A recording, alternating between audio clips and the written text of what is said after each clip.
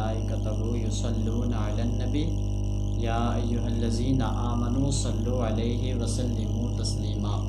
सलातु वस्सलामु अलैका या सय्यदी या रसूलल्लाह व अला आलिका व अस्हाबिका या सय्यदी या हबीबल्लाह। अल्लाह रब्बुल जलाल के फजल व करम से एक मरतबा फिर रमज़ान नूर ईमान ट्रांसमिशन के अंदर हम मौजूद हैं। अल्लाह रब्बुल जलाल हमारे इस काविश को अपनी पाक बारगाह में कबूल व मंजूर फरमाए। यकीनन आज का मौजू इंतहाई अहम मौजू है और ये ऐसा मौजू है, मैं समझता हूँ कि इस मौजू पर जितनी भी बात की जाए, जितनी भी बहस की जाए, यकीनन वो दरिया को कूज़े में बंद करने वाली मिसाल ही आप ले सकते हैं कि इतना बड़ा इल्म है, इतनी बड़ी ये बहस और बात है कि जिसे हम अपने अल्फाज के अंदर बयान कर ही नहीं सकते। जैसा कि अल्लाह रब्बुल जलाल ने इंसानों को इस दुनिया में भेजा तो किसी न किसी मकसद के तहत इंसान को इस दुनिया में भेजा। अब जब इंसान को इस दुनिया में भेजा तो अल्लाह रब्बुल जलाल ने जहाँ बहुत सारे मकासद हैं वहाँ पे एक मकसद को, उलमाए किराम यहाँ मौजूद हैं, बात कर रहा हूँ, एक मकसद को खालिक कायनात ने ज़िक्र भी फरमाया। वो कौन सा मकसद है? अल्लाह रब्बुल जलाल ने फरमाया वमा खलक़तुल जिन्ना वल इंसा इल्ला लियाबुदून, कि मैंने जिन्नों और इंसानों को इसलिए पैदा किया है ताकि वो मेरी इबादत करें। अब इबादत के मुख्तलिफ़ ज़राए हैं, मुख्तलिफ़ तरीक़े हैं, लेकिन जो सबसे बड़ा तरीक़ा, जो सबसे अहम इबादत जिसे फ़र्ज़ियत का दर्जा मिला हुआ है वो नमाज है। और नमाज हुज़ूर अलैहिस्सलातु वस्सलाम के फरमान के मुताबिक भी कि हुज़ूर फरमाते हैं अस्सलातु इमादुद्दीन, के नमाज जो है ये दीन का सतून है। और दीन का सतून इसे कह सकते हैं और दिल का सुकून भी इसे कह सकते हैं। और हुज़ूर अलैहिस्सलातु वस्सलाम फरमाते हैं जहाँ पर नमाज पढ़ने वाले को मुख्तलिफ़ बशारतें मिली हैं, वहाँ पर जो बेनमाजी है, जो नमाज नहीं पढ़ता, उसके लिए मुख्तलिफ़ वईदें भी हुज़ूर अलैहिस्सलातु वस्सलाम ने बयान फरमाए। जैसा कि हुज़ूर मेराज की रात तशरीफ़ ले गए तो आपने वहाँ पर जो सारे मनाजिल देखे, आपने आकर वो उम्मत को बयान फरमाए। और इसी तरह खुशखबरियाँ भी हुज़ूर ने देखी, जन्नत में नमाज पढ़ने वालों का भी हुज़ूर ने बड़े बुलंद मकाम देखे। तो आज इसी मौजू पर हम इंशाअल्लाह ताला गुफ्तगू करेंगे। आज हमारे प्रोग्राम के मेहमान बने हैं हज़रत अल्लामा मौलाना कारी मोहम्मद बहराम अल खैरी साहिब। सबसे पहले तो आपका मैं शुक्रिया अदा करता हूँ कि आपने एक मरतबा फिर हमें टाइम इनायत फरमाया। अल्लाह रब्बुल जलाल आपका जहाँ आना कबूल फरमाए। इनके साथ तशरीफ़ फरमा हैं हाफिज़ व कारी मोहम्मद तहसीन अल खैरी साहिब। बहुत ही खूबसूरत अंदाज में ये कलाम रब्बानी पढ़ते हैं और बहुत ही खूबसूरत अंदाज में हुज़ूर अलैहिस्सलातु वस्सलाम की मदह सराई करते हैं। तो आज के हम प्रोग्राम की इब्तिदा हम्द बारी ताला से तिलावत कलाम रब्बानी से करेंगे, उसके बाद एक दो अशार नात शरीफ के, उसके बाद इंशाअल्लाह ताला हम अपने प्रोग्राम का बाकायदा आगाज़ करेंगे। तो हाफिज़ व कारी मोहम्मद तहसीन अल खैरी साहिब से मैं मुल्तमिस हूँ कि आप तिलावत कलाम रब्बानी से इस प्रोग्राम की इब्तिदा फरमाएँ। أعوذ بالله من الشيطان الرجيم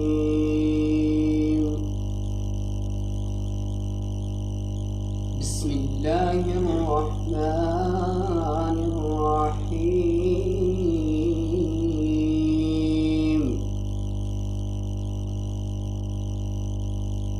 يا أيتها النفس المطمئنة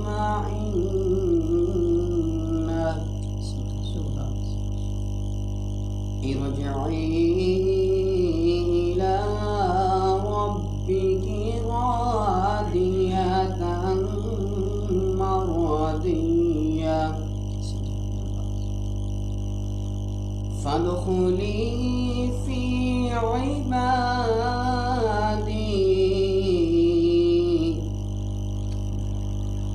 وادخلي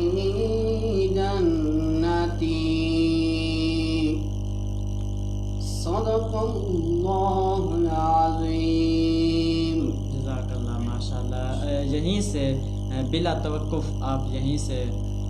हुज़ूर अलैहिस्सलातु वस्सलाम की मदह सराई बयान फरमाते हैं।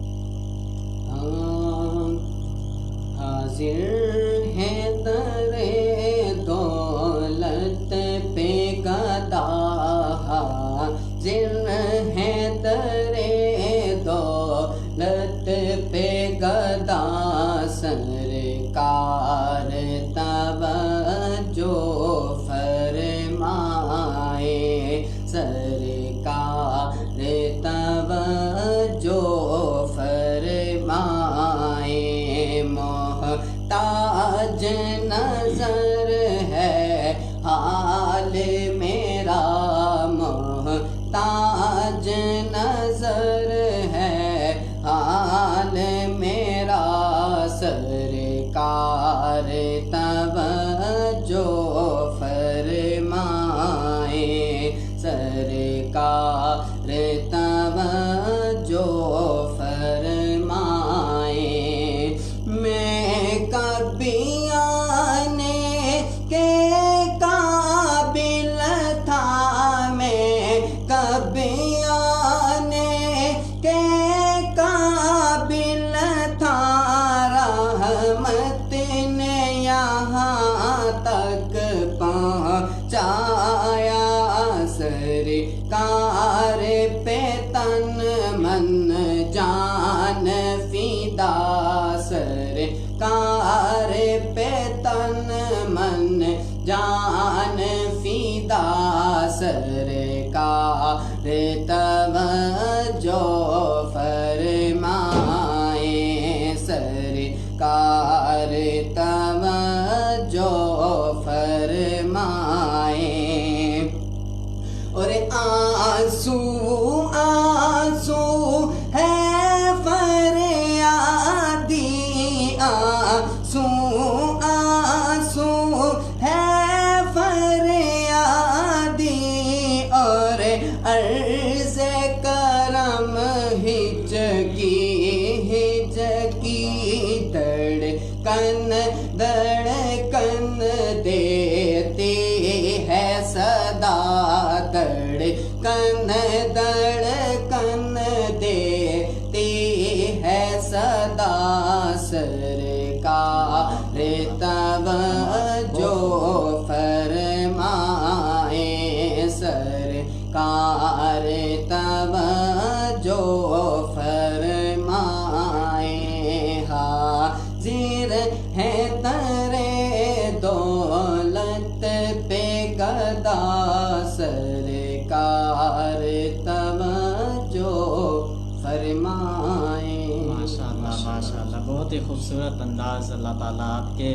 آواز کے اندر، علم کے اندر مزید برکتوں کا اضافہ فرمائے۔ بہت ہی خوبصورت انداز سے آپ نعت شریف پیش فرما رہے تھے۔ تو علامہ صاحب، چونکہ ہمارا آج کا جو موضوع ہے وہ ہے نماز مومن کی معراج، یہ حضور علیہ الصلوۃ والسلام کے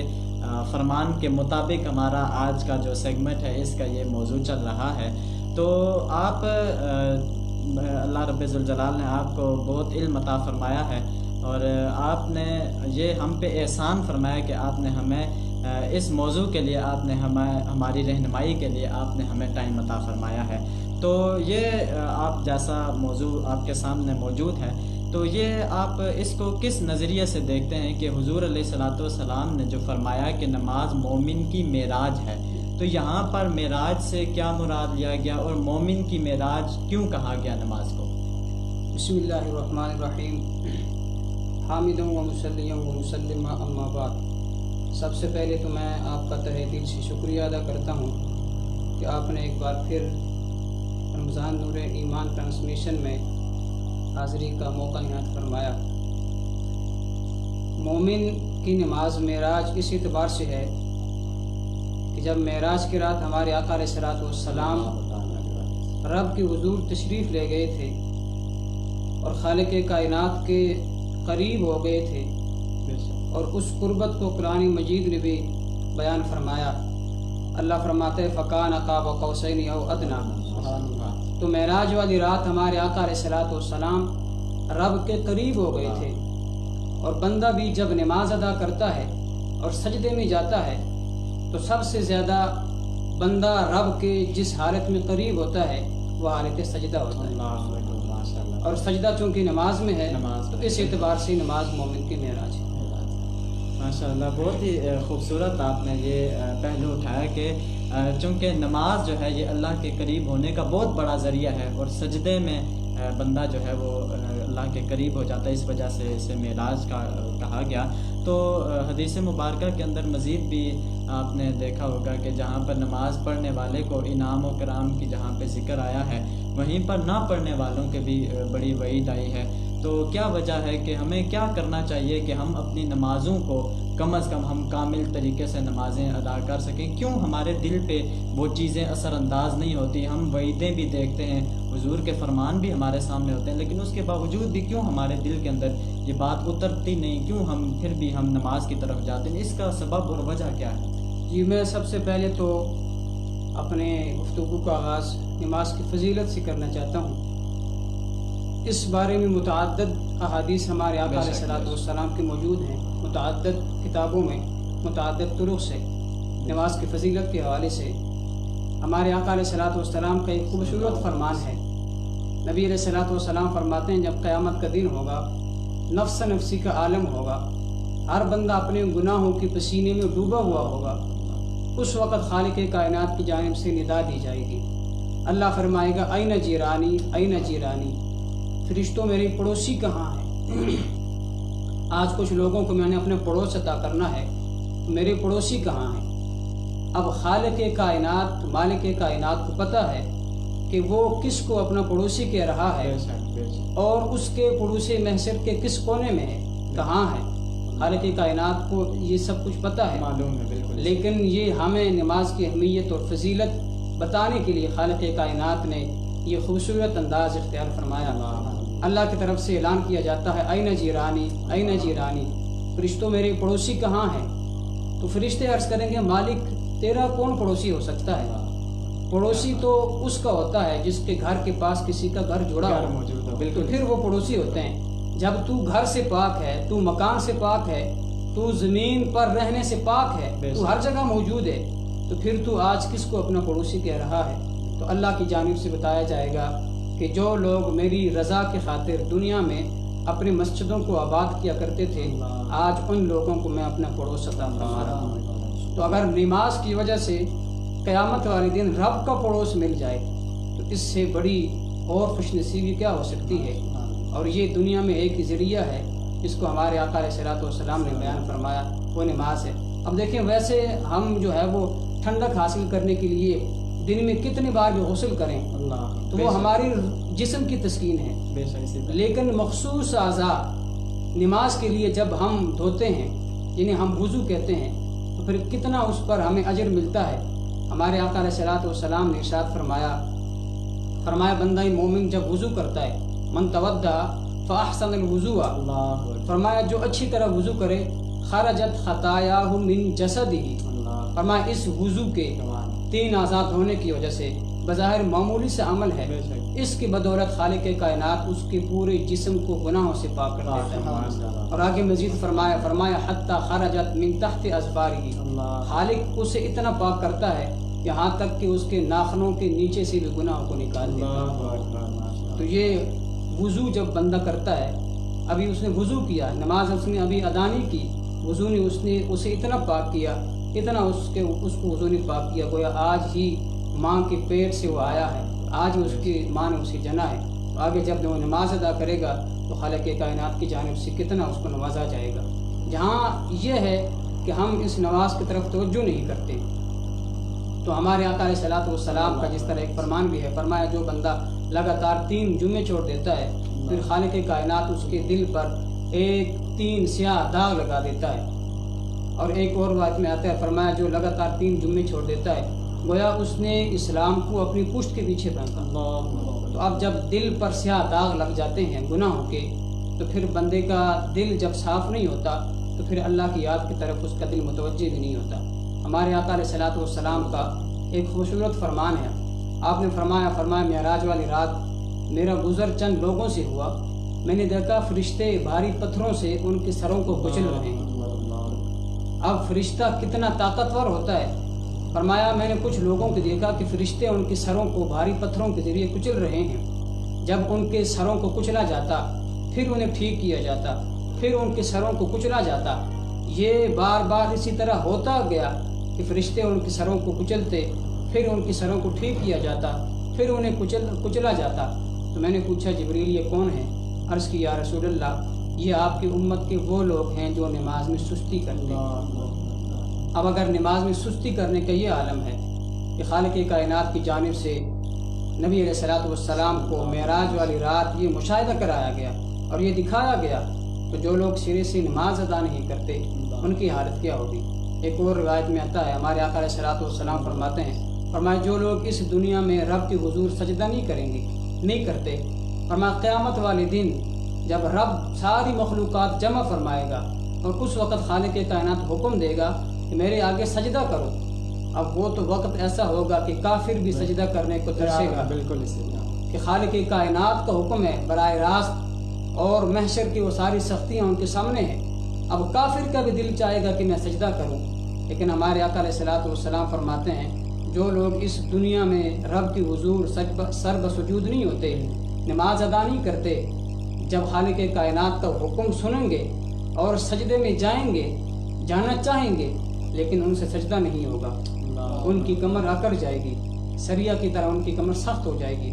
پھر خالق کائنات کی طرف سے فرمایا جائے گا، کہا جائے گا کہ جو لوگ نماز ادا نہیں کرتے تھے آج وہ لوگ اس صف میں جا کے کھڑے ہو جائیں جس صف میں فرعون ہے، جس صف میں حامان ہے، جس صف میں قارون ہے۔ تو اگر قیامت والے دن اتنی ذلت کا ہمیں سامنا کرنا پڑے تو پھر ہمیں بہتر ہے کہ ہم دنیا میں ہی نبی علیہ الصلوۃ والسلام کے ان فرامین کی طرف توجہ دیں اور 5 وقت کی نماز کے اپنے انتخاب کریں۔ ماشاءاللہ علامہ صاحب ایک بات یہاں پہ آپ نے جو فرمائی تو اگر میں اس طرف تھوڑی سی ایک بیچ میں آپ رہنمائی بھی فرما دیں، بات کرنا چاہوں کہ جب دیکھیں قیامت والے دن ایسا منظر ہوگا کہ جو بے نمازی ہوگا انہیں وکان یوم القیامت مع فرعون و حامان، جو آپ نے روایت پڑھی ہے، تو یہ کتنی ہی ایک ہمارے لیے ایک بہت بڑا سبق ہے، اور یہ بات اگر ہم سمجھنے کی کوشش کریں کہ حضور علیہ الصلوۃ والسلام بھی وہاں پہ موجود ہوں گے، اور حضور علیہ الصلوۃ والسلام کی جب نگاہ اپنے امتی پہ پڑے گی کہ یہ امتی میرا ہے لیکن اس کا حشر فرعون کے ساتھ کیا جا رہا ہے، یہ امتی تو میرا ہے لیکن اسے جو ہے وہ حامان کے ساتھ، قارون کے ساتھ اٹھایا جا رہا ہے، یہ بہت ہی اللہ رب ذوالجلال ہمیں نماز پڑھنے کی توفیق عطا فرمائے۔ تو نماز جو کہ مومن کی معراج ہے، دل کا سکون اور دین کا ستون ہے معراج نماز، تو ہمیں چاہیے کہ ہم جو ہے وہ نماز، ہمارے پاس کچھ مسائل بھی آئے ہوئے ہیں نماز کے حوالے سے، تو ایک مسئلہ سب سے پہلے ایک بھائی نے پوچھا ہے، تو یہ میرے پاس پہلے آیا ہوا تھا، میں نے اسے کاپی کر لیا تاکہ آپ سے اس کی جواب لے کے تو بھائی تک پہنچا دوں۔ تو وہ سوال کرتے ہیں، کہتے ہیں کہ اکثر ایسا دیکھا جاتا ہے کہ امام رکوع کی حالت میں ہوتا ہے، پوری جو جماعت ہوتی ہے رکوع کی حالت میں ہوتی ہے، تو اب پیچھے سے ایک بندہ دوڑتا آتا ہے اور وہ جلد از جلد کوشش کرتا ہے کہ میں رکوع میں شامل ہو جاؤں تاکہ میں رکعت کے اندر میری جو رکعت ہے وہ رکعت ایک مکمل ہو جائے، شامل ہو جاؤں رکعت کے اندر۔ تو کیا ایسا کرنا درست ہوتا ہے کہ رکوع کے اندر شامل ہونے سے پوری رکعت انسان پا لیتا ہے؟ جی ولید بھائی یہ سوال انتہائی توجہ طلب ہے، اور اکثر ہم جو ہے وہ یہاں کے غلطی کا شکار ہو جاتے ہیں، جس کی وجہ سے ہماری پوری نماز فاسد ہو جاتی ہے اور ہمیں علم بھی نہیں ہوتا۔ اس بارے میں ابتدائی بات یہ ذہن میں رکھی جائے کہ جو بندہ امام کے ساتھ رکوع پا لیتا ہے وہ رکعت بھی پا لیتا ہے، بالکل، لیکن یہاں غلطی ہم یہ کرتے ہیں کہ ہم رکعت پانے کی نیت سے آ کے شامل ہوتے ہیں، جلدی جلدی آتے ہیں، اس حالت میں جب امام رکوع چھوڑ کے اٹھ رہا ہوتا ہے اس وقت ہم جلدی جلدی آتے ہیں اور آ کے جو ہے وہ رکوع میں چلے جاتے ہیں، حالانکہ امام نے رکوع کو چھوڑ دیا ہوتا ہے، امام کھڑا ہو چکا ہوتا ہے، اس وقت ہم آ کے جلدی جلدی تسبیحات کہہ کے پھر امام کے ساتھ شامل ہو جاتے ہیں۔ تو اس حالت میں فقہا فرماتے ہیں کہ اب اس نے جب رکوع کی تو اس کا رکوع امام کے ساتھ ہوا ہی نہیں ہے، بالکل، کیونکہ جب وہ رکوع کر رہا تھا امام نے رکوع چھوڑ دیا تھا، امام جو ہے وہ رکوع سے اٹھ گیا تھا، اس وقت اس نے جو ہے رکوع کیا، تو وہ رکعت اپنی نماز میں شمار نہ کرے، اگر وہ نماز میں وہ رکعت اپنی شمار کرے گا تو ابتدا سے اس کی نماز واجب الاعادہ ہو جائے گی اور اس کی نماز نہیں ہوگی۔ تو لحاظ کیا جائے مکمل جو ہے وہ جو بندہ رکوع میں امام کو پائے اور کم از کم ایک تسبیح پڑھے، کیونکہ ایک تسبیح پڑھنا جو ہے لازم ہے، कम से कम एक तस्बीह पढ़े तो इतने मकदार इमाम रुकू में हो और ये इमाम को रुकू में पा ले तो फिर वो रकत जो है वो अपनी शुमार करे नमाज में, वो रकत उसने पा ली, वगरना अपनी नमाज जो है वो रकत अपनी नमाज में शुमार ना करे। यानी अगर हम इसे आसान और सादा से अल्फाज में इस बात को, इस मसले को ले लें तो वो ये है कि जब इमाम रुकू में जा रहा हो, अभी रुकू में गया ना हो और आप उस वक्त उसके साथ शामिल हो जाएं तो तब ये आपकी एक रकत शुमार की जाएगी। अगर वो रुकू में था और वहाँ से उठ रहा था और आप जाके रुकू में चले मिले तो वो रकत आपकी शामिल होंगे। यहाँ एक और अहम गलती वलीद भाई जो की जाती है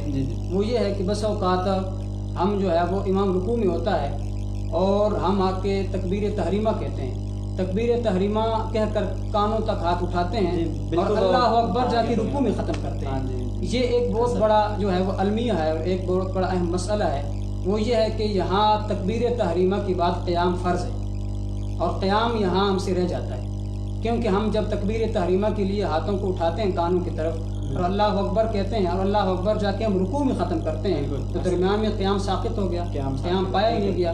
तो जब क़याम नहीं पाया गया और क़याम फ़र्ज़ है और फ़र्ज़ जब रह जाए तो नमाज वाजिब लिहाजा होती है। तो इस बात का भी लिहाज रखा जाए कि कम अज़ कम फुक़हा फरमाते हैं कि इतना हो कि तकबीर तहरीमा की तकबीर अलग हो और रुकू की तकबीर अलग हो। यानी हाथ बांधना सुन्नत है, हाथ अगर ना भी बांधे तब भी कोई मसला नहीं, लेकिन ये है कि ऐसा ना करे कि तकबीर तहरीमा का जो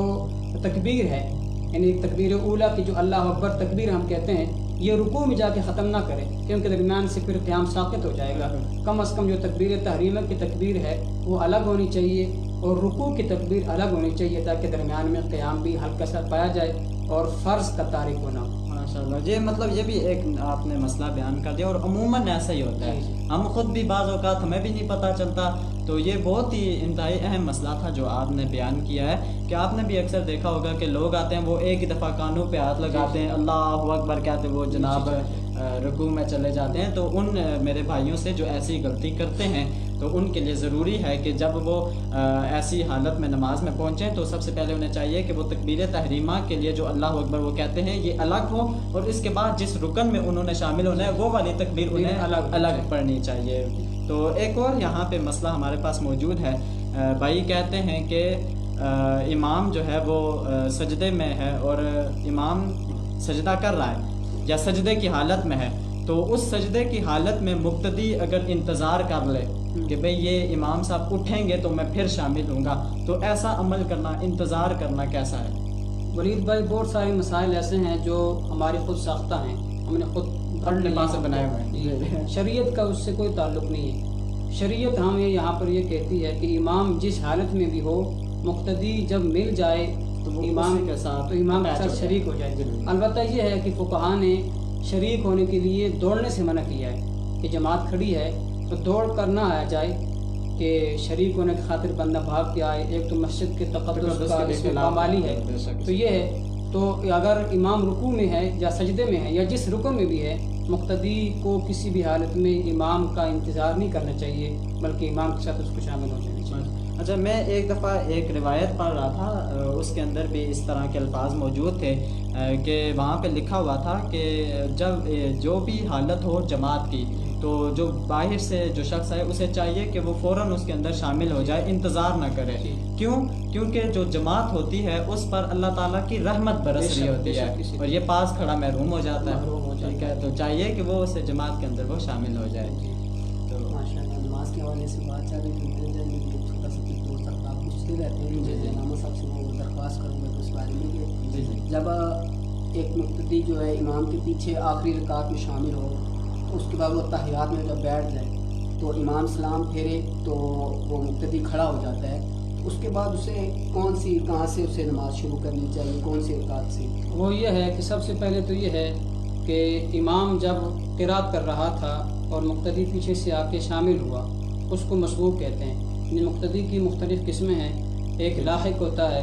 एक मसबूक होता है, एक वो मुक्तदी जिसने मुकम्मल नमाज शुरू से लेकर आखिर तक इमाम के साथ पढ़ी होती है। तो जो सूरत आपने जो है पूछी है ये मसबूक वाली सूरत है, इन्हें इमाम चंद रखते पढ़ा चुका था उस वक़्त वो आके इमाम के साथ शामिल हुआ है। तो इसमें यह है कि अगर इमाम क़िरात कर रहा है या इमाम जिस रुकन में भी है ये पीछे से आके खामोशी के साथ खड़ा हो जाए اور پھر جب اپنی نماز پڑھے تو اس وقت جو ہے یہ ثنا سے شروع کرے اور جتنی رکھتے ہیں اس کی رہتی ہیں ان رکھتوں کا اعادہ کریں نماز کو اپنی پوری۔ ماشاء اللہ بڑی خوبصورت انداز سے بیان فرما رہے تھے۔ میں ایک مرتبہ پھر شکریہ ادا کروں گا حضرت علامہ مولانا قاری محمد بہرام الخیری صاحب کا، جنہوں نے اپنے قیمتی وقت سے ہمیں وقت عطا فرمایا۔ ساتھ ہی قبلہ حافظ القاری محمد تحسین الخیری صاحب سے آپ بھی یہاں پہ تشریف لائے۔ تو یقیناً آج کے موضوع پہ جو آپ نے اہم پہلو اٹھائے، جو آپ نے باتیں کی اور جو مسائل ہم تک رکھے، اللہ رب ذوالجلال سے دعا ہے کہ اللہ رب ذوالجلال ہمیں وہ مسائل سمجھنے کی، ہمیں وہ مسائل سیکھنے کی، اس پر پھر عمل پیرا ہونے کی بھی ہمت و توفیق عطا فرمائے۔ یقیناً یہ نماز جو ہے جیسی بھی ہو جائے، جو بھی آپ کے اوپر حالت ہو جائے، جو بھی جیسی بھی آپ کنڈیشن میں ہوں، کوشش کیا کریں کہ آپ نماز کبھی نہ چھوڑا کریں۔ کیوں؟ نماز جو ہے یہ چھوڑنا بہت ہی بڑا گناہ ہے، بہت بڑا گناہ ہے۔ ہم اسے حضور فرماتے ہیں کہ مومن اور کافر کے درمیان فرق کرنے والی نماز ہے، ٹھیک ہے؟ ایک دو شخص ہیں، اگر نماز کا وقت ہوتا ہے، اگر وہ دونوں ہی نماز نہیں پڑھتے تو آپ انہیں پھر وہ کافر والی کیٹیگری میں رکھ لیں، ٹھیک ہے؟ کیونکہ یہ ایک فرق کرنے والی، اگر ایک نماز پڑھے گا تو آپ کو پتہ چلے گا کہ یہ مومن ہے، ٹھیک ہے؟ تو یہ نماز جو ہے یہ فرق کرنے والی ہے، ایمان اور کفر کے درمیان فرق کرنے والی ہے۔ آپ کی اس بات سے ولید بھائی ایک حدیث پاک میرے ذہن میں آئی ہے، جی جی ضرور۔ نبی علیہ الصلوۃ والسلام کا فرمان ہے کہ قیامت کے دن میں اپنے غلاموں کو پہچانوں گا۔ یعنی ویسے تو ہمارا یہ عقیدہ ہے کہ ہر غلام کا چہرہ حضور جانتے ہیں، حضور جانتے ہیں، لیکن قیامت والے دن آقا علیہ الصلوۃ والسلام فرماتے ہیں کچھ مخصوص میرے غلام ہوں گے جنہیں میں پہچانوں گا۔ صحابہ نے عرض کی یا رسول اللہ آپ انہیں کیسے پہچانیں گے؟ آپ علیہ الصلوۃ والسلام نے ایک مثال دی، فرمائے مجھے یہ بتاؤ کہ ایک میدان ہو جس میں کثیر سیاہ قسم کے گھوڑے ہوں، بالکل سیاہ قسم کے گھوڑے، اور ان میں سے چند گھوڑے ایسے ہوں جو پنج کلیان ہوں، یعنی اس کا مطلب یہ ہے کہ ان کی پیشانی پر بھی سفیدی ہو اور ان کے چار پاؤں پر بھی سفیدی ہو۔ تو کیا صحابہ ان گھوڑوں کو تم ان سیاہ گھوڑوں سے ممتاز کر سکو گے، پہچان سکو گے؟ صحابہ کرام علیہم رضوان نے عرض کی یا رسول اللہ یہ کوئی مشکل کام تو نہیں ہے کہ سیاہ گھوڑے ہوں گے اور چند جو ہے وہ پنج کلیان ہوں گے تو ہم آسانی کے ساتھ پہچان لیں گے۔ تو ہمارے آقا علیہ الصلوۃ والسلام نے یہ مثال دے کے پھر آپ نے فرمایا قیامت والے دن میں اپنے غلاموں کو وضو والے اعضاء سے پہچانوں، یعنی ان کے وضو والے اعضاء چمک رہے ہوں گے جس وجہ سے۔ اور ایک اور روایت میں آتا ہے ہمارے آقا علیہ الصلوۃ والسلام فرماتے ہیں بندہ مومن گناہوں کی وجہ سے جب جہنم میں جاتا ہے اور جہنم کے آگ